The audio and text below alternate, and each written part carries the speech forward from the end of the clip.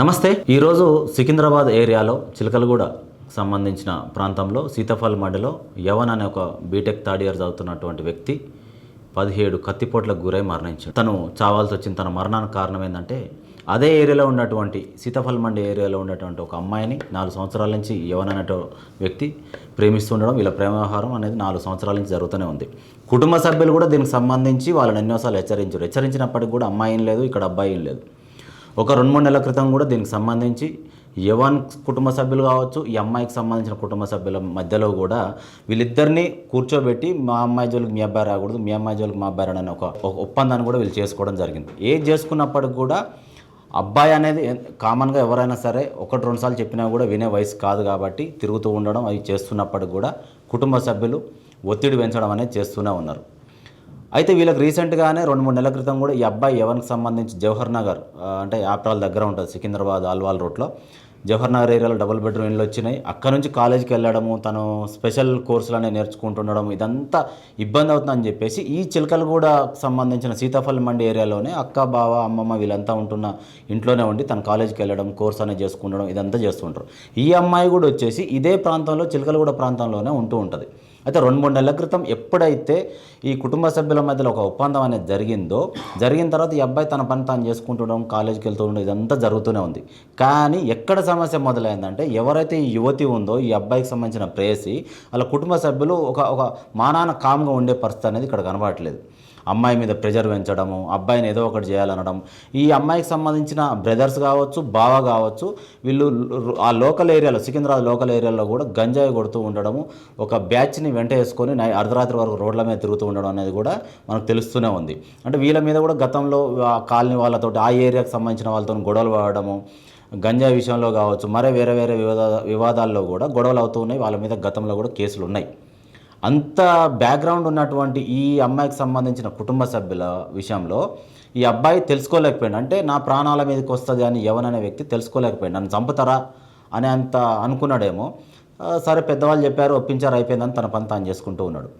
Cut చేస్తే ఈ అమ్మాయికి సంబంధించిన ఒక ఆడియో లీక్ అనేది బయటకు వచ్చింది. ఏ విషయంలో అంటే 2-3 నెలల క్రితము ఒప్పందం చేసుకున్నారు, మర్చిపోయినాం, ఎక్కడ పని అక్కడ అయిపోయింది, ఎవరి పని అలా చేసుకుంటున్నాం అనేది అనుకున్న సమయంలోనే ఆడియో లీక్లో అసలు విషయం బయటపడ్డది.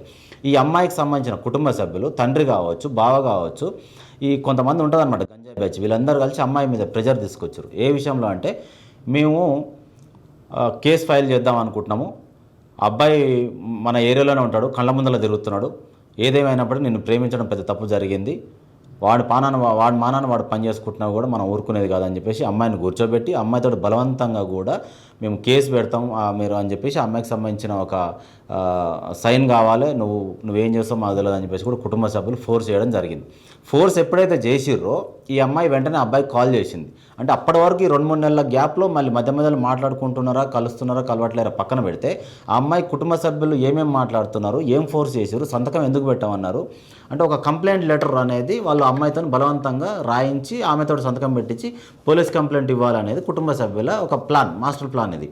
ఆ అమ్మాయి తెలివిగా ఏం చేసింది, అబ్బాయి యవన్కి కాల్ చేసి మా కుటుంబ సభ్యులు ఫోర్స్ చేస్తారు, మెయిన్ మా ఫాదర్ అయితే ఊరుకోవట్లేడు, నాతో ఒక కంప్లైంట్ రాయించి నాతోటే సంతకం పెట్టు, ఇందులో ఉన్నాయన్నీ నా ఇష్ట ప్రకారంగానే రాస్తున్నా, అబ్బాయిదే తప్పు, నన్ను ఫోర్స్ చేస్తున్నాడు, బలవంతం పెడుతున్నాడు, ప్రేమించామని చెప్పేసి నన్ను వేధిస్తున్నాడు అంటూ అందులో కంప్లైంట్లో ఉంది, అది రాసి నువ్వు సంతకం పెట్టాలి అని చెప్పేసి కూడా తండ్రి చెప్తున్నాడని ఉన్నట్టు పూసకొచ్చినట్లు అబ్బాయి ప్రియుడు అనేటువంటి యవన్కి ఫోన్ చేసి చెప్పిన తర్వాత ఆ అబ్బాయి ఏంటంటే అందులో కూడా ఆ ఆడియో కాల్లో చాలా సున్నితంగా ఉన్నాయి మాటలు. అంటే అతను ఒక కంగారు పడడం, వాళ్ళు నన్ను ఏం చేయలేరు, నేను చూసుకుంటాలే, వాళ్ళకంత సీన్ లేదు అనే పదాలు ఎక్కడ కూడా ఆడియో లీక్లో వాడలేదు ఆ అబ్బాయి. అంటే తను చెప్పింది తను విన్న తర్వాత చంపేస్తారా అని ఒక బెరుకు మాటలు మాట్లాడిన, అంటే ఒక భయంతో కూడిన ఒక చిన్న పదాలను వాడిండు యవన్.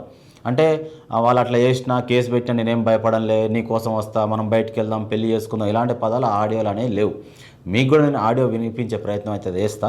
ఆడియోలో మాత్రం పూర్తిగా స్పష్టంగా మనకు అర్థమవుతుంది. అదే దీనికి ఇప్పుడు ఆల్రెడీ అప్పుడు మాట్లాడినాము, అయిపోయింది, మళ్ళీ ఇప్పుడు ఎందుకు అంటున్నావు? అంటే ఎవరు ఇప్పుడు డాడీకి, ఇప్పుడు డాడీ చేస్తుందా? మా డాడీ చేస్తా, అది మొత్తం మా బావ ప్లాన్. మీ బావ ప్లానా? నిన్న సాయంత్రం మంచిగా ఉండు.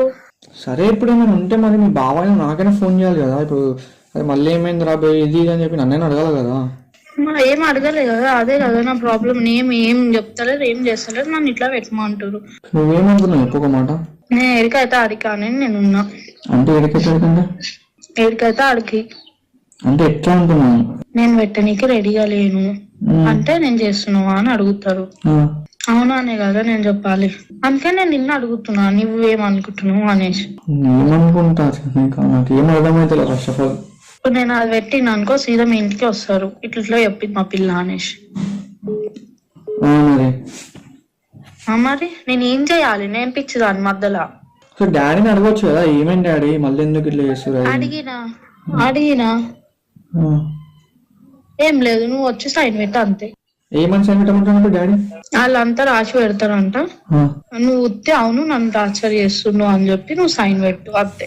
ఇంకా నువ్వు ఒక్క మాట మాట్లాడు, దాడికి వచ్చి గాయ కూడా చేయొద్దు. నువ్వు ఒక్క మాట కూడా నువ్వు ఎక్కువ మాట్లాడు దాడొచ్చి అని చెప్పి అన్నాడు. అంటే ఏం చేద్దాం అనుకుంటారు?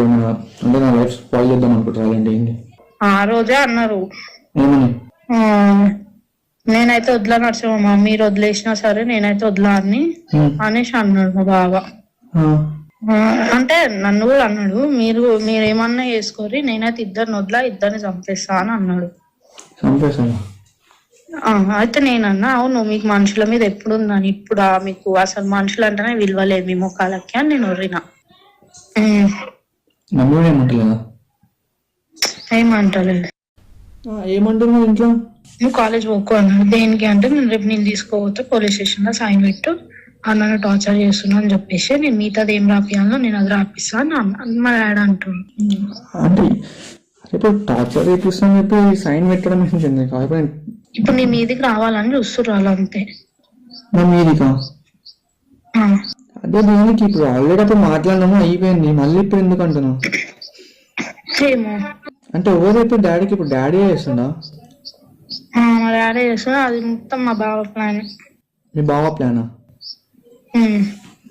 నిన్న సాయంత్రం మంచిగా ఉండు. సరే ఇప్పుడు ఏమైనా ఉంటే మరి మీ బావ నాకైనా ఫోన్ చేయాలి కదా. ఇప్పుడు అది మళ్ళీ ఏమైంది రాబోయే ఇది అని చెప్పి నన్నైనా అడగాలి కదా. ఏం అడగలేదు కదా, అదే కదా నా ప్రాబ్లం. ఏం చెప్తలేదు, ఏం చేస్తలేదు, నన్ను ఇట్లా పెట్టమంటారు. నువ్వేమనుకున్నావు ఒక్కొక్క మాట? నేను ఏడికైతే ఆడికి అని నేనున్నా. అంటే ఏడికైతే ఆడికి అంటే ఎట్లా అంటున్నాను. నేను పెట్టనీకి రెడీగా లేను అంటే నేను చేస్తున్నావా అని అడుగుతారు. అవునానే కదా నేను చెప్పాలి. అందుకే నేను నిన్ను అడుగుతున్నా నువ్వేమనుకుంటున్నావు అనేసి. ఏమనుకుంటా నాకు ఏం అర్థమైతే ఫస్ట్ ఆఫ్ ఆల్. ఇప్పుడు నేను అది పెట్టిన అనుకో సీదా మీ ఇంటికి వస్తారు, ఇట్లా చెప్పింది మా పిల్ల అనేసి. మరి నేను ఏం చేయాలి? నేను పిచ్చిదాన్ని మధ్యలో. డాడీని అడగొచ్చు కదా, ఏమైంది డాడీ మళ్ళీ ఎందుకు ఇట్లా చేస్తారు? అడిగినా ఏం లేదు, నువ్వు వచ్చి సైన్ పెట్ట అంతే. ఏమని సైన్ పెట్టమంటున్నాడు డాడీ? వాళ్ళంతా రాసి పెడతారంట, నువ్వు ఉత్తే అవును నన్ను టార్చర్ చేస్తున్నావు అని చెప్పి నువ్వు సైన్ పెట్టు అంతే. ఇంకా నువ్వు ఒక్క మాట మాట్లాడు, దాడికి వచ్చి గాయ కూడా చేయొద్దు. నువ్వు ఒక్క మాట కూడా నువ్వు ఎక్కువ మాట్లాడు దాడొచ్చి అని చెప్పి అన్నాడు. అంటే ఏం చేద్దాం అనుకుంటారు? అంటే నా లైఫ్ స్పాయిల్ చేద్దాం అనుకుంటారు అంటే ఏంటి? ఆ రోజే అన్నారు ఏమని? నేనైతే వదిలా నడుచుకోమా, మీరు వదిలేసినా సరే నేనైతే వదిలా అని అనేసి అన్నాడు మా బావ. అంటే నన్ను కూడా అన్నాడు, మీరేమన్నా చేసుకోరి, నేనైతే ఇద్దరిని వదిలా, ఇద్దరిని చంపేస్తా అని అన్నాడు. అయితే నేనన్నా అవును మీకు మనుషుల మీద ఎప్పుడు ఉందని, ఇప్పుడు మీకు అసలు మనుషులు అంటేనే విలువలేదు మీ ముఖాలకి అని నేను ఒర్రినా. ఏమంటలేదు. ఉంది వాళ్ళు ఎక్కడేం తొందరపడ్డట్టు ఏం కనబడలేదు. కాకపోతే ఎక్కడిదక్కడ అయిపోయింది, ఒక ఒప్పందం చేసుకున్నాము అని అనుకున్నాడు ఈ అబ్బాయి. కానీ వాళ్ళు ఒక మాస్టర్ ప్లాన్తో ఉన్నాడు. అబ్బాయి మా కళ్ళ ముందే తిరుగుతున్నాడు, మా ఏరియాలోనే తిరుగుతున్నాడు, అతను బ్రతకనియొద్దు, ఎలాగైనా సరే ప్రాణాలు తీసేయాలని ఒక మాస్టర్ ప్లాన్ వేసుకున్నారేమో తెలియదు. ఎందుకంటే ఆ కుటుంబ సభ్యులకు సంబంధించి అన్నలు కావచ్చు, తమ్ములు కావచ్చు, బావ కావచ్చు, అమ్మాయికి సంబంధించి కొట్టడం, రోడ్ల పొండి తిరగడం, గొడవలు కావడం, గతంలో వాళ్ళ మీద కేసులు ఉండడం, ఇదంతా ఒక పెద్ద హిస్టరీ ఉంది వీళ్ళకి సంబంధించి. దీనికి సంబంధించి కూడా ఆ కాలనీ వాళ్ళు, ఆ ఏరియా వాళ్ళు కూడా చెప్తున్నారు, వీళ్ళ ఒక పెద్ద సపరేట్ బ్యాచ్ వీళ్ళది, వీళ్ళ కోపం ఎక్కువ, గొడవలు పోతూ ఉంటారు అనేది కూడా మనం చూస్తున్నాం. పోలీస్ డిపార్ట్మెంట్ వారు కూడా దీనికి సంబంధించింది మనకు రివీల్ చేయడం అనేది జరిగింది. ఏదేమైనప్పటికీ యవన్ విషయంలో మాత్రం ప్రేమ వ్యవహారమే. 17 కత్తిపోట్లతోటి దాడికి గురైపోయి ఘోరాతి ఘోరంగా చంపబడ్డాడు. ఒక చోట 7-8 కత్తిపోట్లు, ఆ అమ్మాయికి సంబంధించిన కాలనీలో 7-8 కత్తిపోట్లు పొడిచినట్లయితే వాళ్ళని విడిపించుకొని వాళ్ళని అక్కడి నుంచి నెట్టేసి పారిపోతున్న క్రమంలో కూడా ఒక 6 మ్యాక్సిమం 6 ఉన్నారు దీంట్లో. ఈ చంపడానికి ఎవరెవరైతే తెలియరో ఇద్దరిద్దరు ఒక్కొక్క బండి మీద కలిసి 3 బండ్ల మీద అడ్డగించి మళ్ళీ రోడ్డు మీద పట్టుకొని అక్కడ కూడా పొడవడం చేశారు. మొత్తానికి 17 కత్తిపోట్లు అతని శరీరంలో దిగినాయి. దీనికి సంబంధించి ఈరోజు అయితే అమ్మాయి ఇంటి దగ్గర బందోబస్తు ఏర్పాటు చేయడం జరిగింది, అబ్బాయి ఇంటి దగ్గర ఏర్పాటు చేయడం జరిగింది. ఈరోజు మధ్యాహ్నం 2:30-3 గంటల ప్రాంతంలో సికింద్రాబాద్ గాంధీ హాస్పిటల్లో పోస్ట్మార్టం చేశారు. చివరికి మృతదేహాన్ని పోస్ట్మార్టం నిమిత్తం అబ్బాయి ఇంటికి తీసుకురావడం జరిగింది. ఏదేమైనా ఒక ప్రాణం అయితే ఈరోజు నిండు ప్రాణం ప్రేమ వ్యవహారం విషయంలో అయితే బలైపోయింది.